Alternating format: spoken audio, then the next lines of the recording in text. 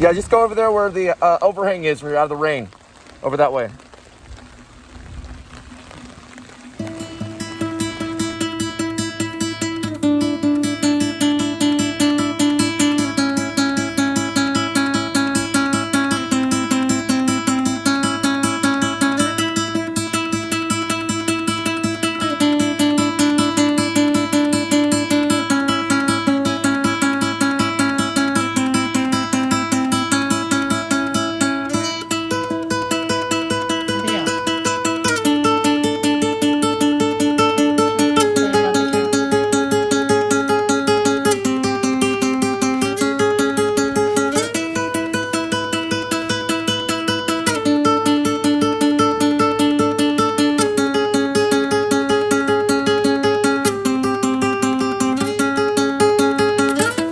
About me.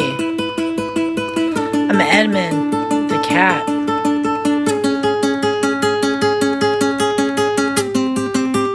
That's all about me.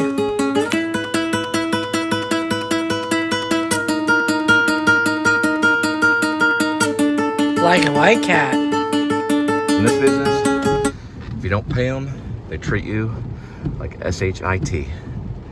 Basically, here's your food. Thanks for the $2. You know what I mean? But he got his food, so had him go over the overhang so he wouldn't get rained on. He wanted to take the food right in the middle of the rain. It's not a good idea. So it's better to go in the overhang where you're not, you know, in the rain. Oh, we got it.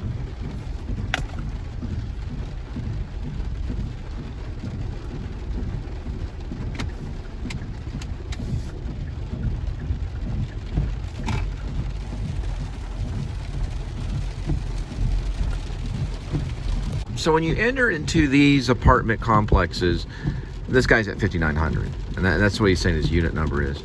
You don't enter into an apartment complex with 5,900, and this one you don't. It's like 5,916. And I'm looking at some of these others, and you can see how complex they are. These aren't the right ones, but I just wanted to show you what you're dealing with. You see all those numbers? I can show it to you slightly if they're here. See all those numbers? First, you got to find the building number. So the customer is working with me on this one, good news. So he did tell me first floor. That's big help.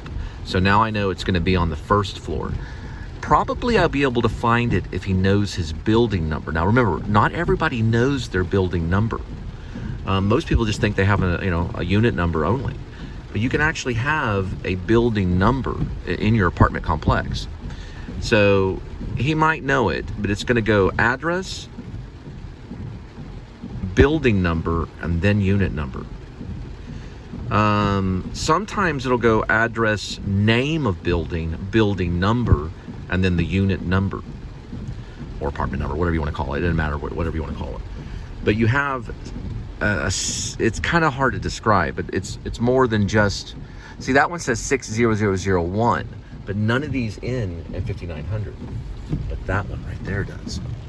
Now I spotted the building. Now I know the building, and I know it's on the first floor.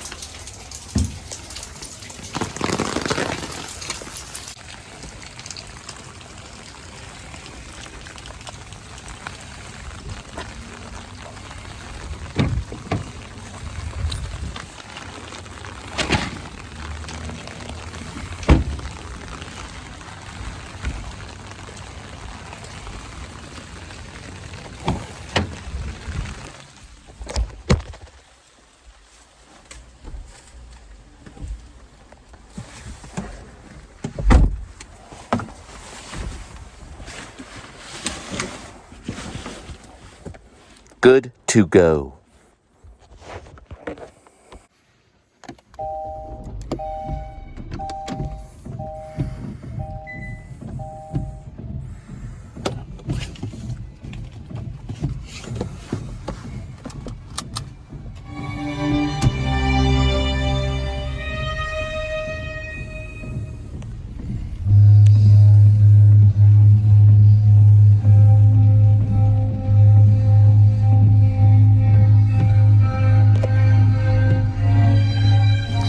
See, acting is 100% about control. Because when you become an actor, you start off standing on a gold mine. Okay? So you stand off on a lot of gold. And you have to know how to control. I remember, as a child, I was raised by a jeweler. So even as a little kid, I stood there in vaults surrounded by gold, silver, and diamonds. True story.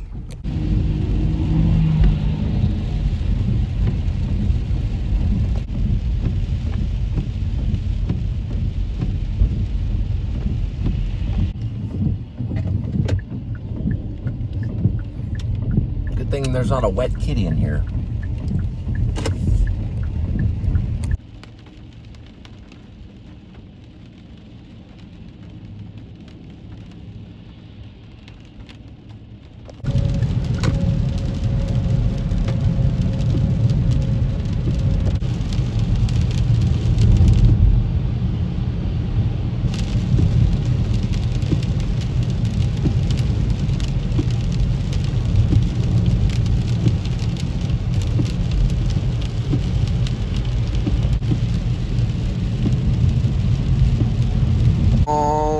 Looks like we got one at a 7-Eleven, and I thought I was going to exit here, but it wants me to stay on the highway, probably for my safety. And we're going to go around this way and stay right on the highway. And nope, that's not correct. That is not correct. So they're wrong on both ends on that one. So they sent me the wrong way, because that's the wrong way. So they almost cut me right there, meaning the wrong direction. And I'm going to keep going the other direction and stay on this side over this way.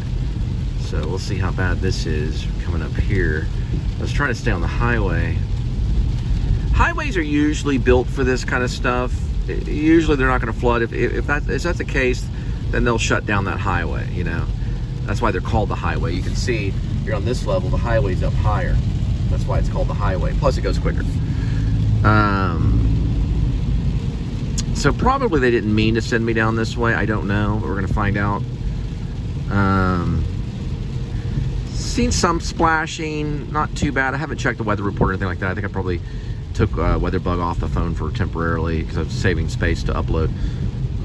But yeah, I'll take off several apps nightly and then put them back on almost as quick as I take them off. That saves data, because a lot of these apps will gain data until they figure out that whole problem. Why these apps gain data, I don't really know. But then you take them off and you have more data, or you have more free space. And then you put them back on right when you take them off, and you save data that way. But anyway, I'm gonna go down this way and see what happens, and we'll pick up that food at 7-Eleven and drop it right at your doorstep. All right, I decided to go ahead and get back on the highway just to avoid any, floods. So trusting the highway on most of these drops when it's raining like this is your best bet. Reason why is because a lot of residential areas, they do flood. Let me go this way right over here. Stay off this freaking NTTA shoot. A lot of the going the regular way here, I'm staying away from it. You can see where the NTTA is. It's that thing right there. It'll take a photo of your license plate and charge you money. So I avoided that right there, which that's probably the safest of them all. Is going to be the NTTA path. But a lot of the residential areas can flood, and you don't really get a report quick enough. But they're gonna pay attention to the highway first. So the highway is where most people are. It's the safest place to be on these types of situations. Residential, it can just be flooding. Although you got to be careful on the highway too. There's splash spots. You gotta watch out, but you can tell by other cars. So you just look what the other cars are doing ahead of you, and you feel a little less stress. Anyway, we're gonna pick up the 7-Eleven, drop it off at your doorstep in just one moment. So be patient, and you'll get your 7-Eleven. All right, so I got off on the passage road. There's lots of other vehicles. You can see all the highway vehicles over here, and then the passage road vehicles over this way. And still looking okay. not a whole sheet of rain. It did get a little heavy for a moment. Kind of looking at things like that over there, looks pretty decent. You want to judge it, make sure you got vehicles ahead of you. You know, it's usually if there's no vehicles ahead of you and you're going into this stuff, then you're kind of going in a way kind of blind. So we know these vehicles are fine, and then we'll get through there and we'll look kind of like, you know, I don't really like going towards certain spots that look like a swimming pool or maybe like a lake in the middle of the road. So we're gonna look out for that kind of stuff, kind of monitor how long it's been raining. I'll go to WeatherBug, maybe download WeatherBug, and then look at WeatherBug. I think Apple has their own weather that you can look at. It's kind of quick scan. It's not as detailed as WeatherBug, but you know, tell your dog I said it kind of thing, you know. But we'll be there in just a minute. I'm gonna pick up the 7-Eleven. I don't know what it is. I don't know if it's a hot dog or energy drinks or whatever it is, candy, whatever it is, and I'll drop it off at your doorstep. I'll be there in a minute. Just hang on, and we'll have it there. Right, so we made it into the 7-Eleven. Kind of see it right there a little bit, and we're gonna go ahead and run in and get it. It's under like Romana or something like that. I can't remember pronounce the name. Romana or something. I don't know. Anyway, we're gonna pick it up, drop it off at your doorstep. We'll be there in just a minute.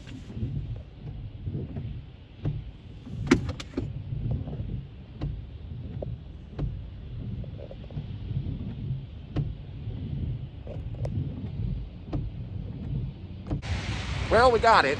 Good thing we got it right there. So we got it under Romana. Kind of see it. And I just missed an incredible lightning strike. Now, last night was very strange because I was watching Steven Spielberg's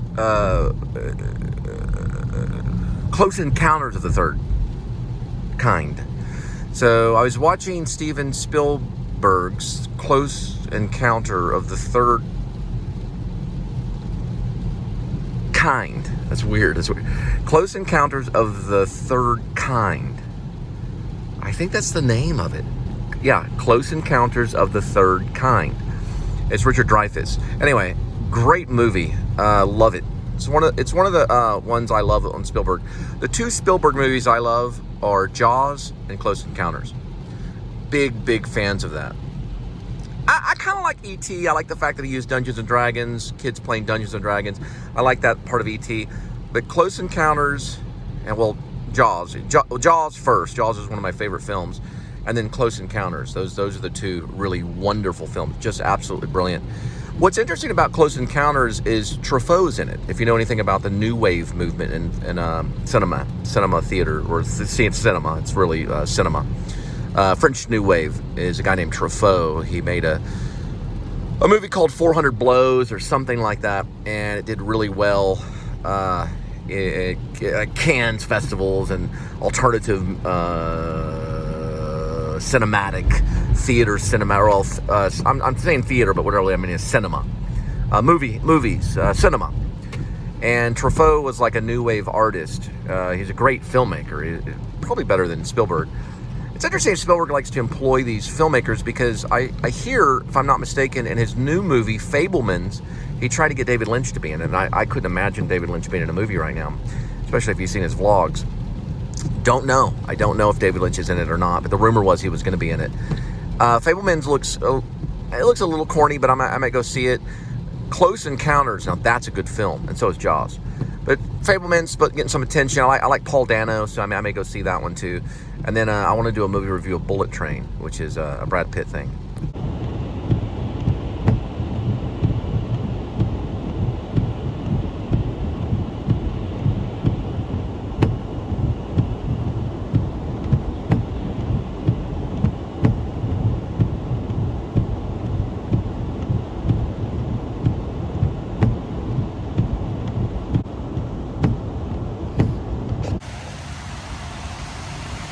So that's the 7-Eleven, and there's the Chili's, and we're off.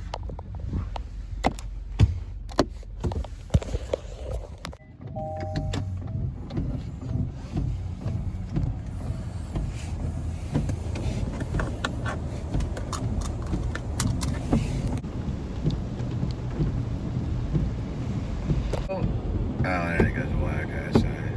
It's supposed to allow me to see it, but it doesn't allow me to see it. Oh well.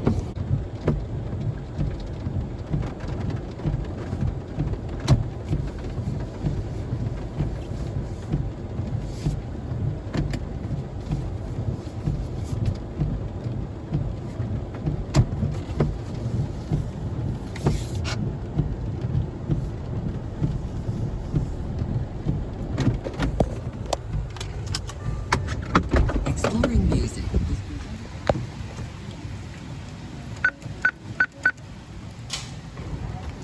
Is a piano lover's dream. It is home to some of the finest pianos in the world, representing new handcrafted brands by Fazioli, Blüchner, Schimmel, and Estonia, and used pianos by Steinway and Sons, Bosendorfer, Mason and Hamlin, Yamaha.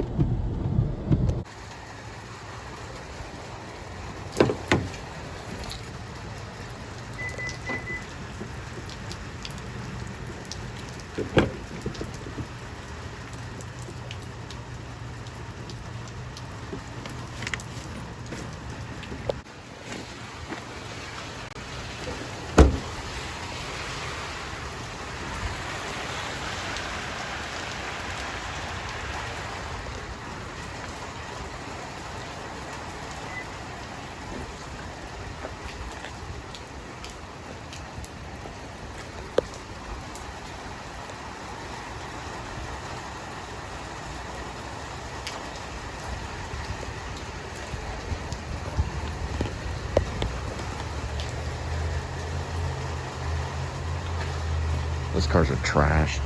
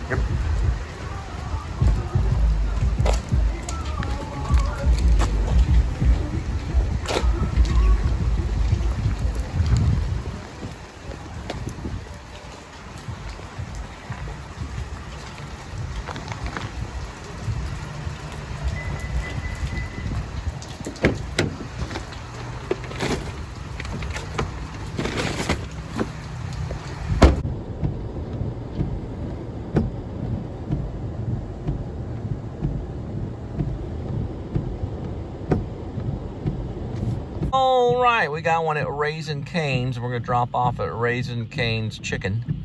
Pick her up some chicken and drop it off at your doorstep. Chicken to your doorstep. Here's a road not too far from where, when I was in junior high, well, 9th grade, but our junior high went up to 9th grade, where the skinheads wanted me to pretend like I was fighting them. And I told them no, because I knew they were going to turn it into a real fight and beat me up. Then we were all listening to Metallica, Blackened. It was down somewhere around there. It was a very exciting moment in my life, if I ever get to make Deep on Ellum, because the skinheads were very threatening. They were Nazi skinheads. It's a neo-Nazi. They're young kids, though. They were probably 15, maybe 14. They were very mean. They'd say, hey, fake fight me, fake fight me. What that meant was you were supposed to kind of act like you were fighting them, and then they would beat you up for real. It'd be like turned into like a gang activity kind of thing. They always did it with fake fight me, fake fight me. They wanted to do a thing where you pretend like you fight them, then they start really beating you up. I figured them out pretty quick, and I told them, no, that's okay. I'll be fine. They had like mosh pits in this chick's backyard, or some dude's backyard. I think it was a dude. But some chick sat on my lap. It was the first time a lady had sat on my lap, and I was very thrown off by it. She was wearing these long stockings. She just sat right on my lap. It really scared the crap out of me. And then later on, the skinheads were like, hey, fake fight us.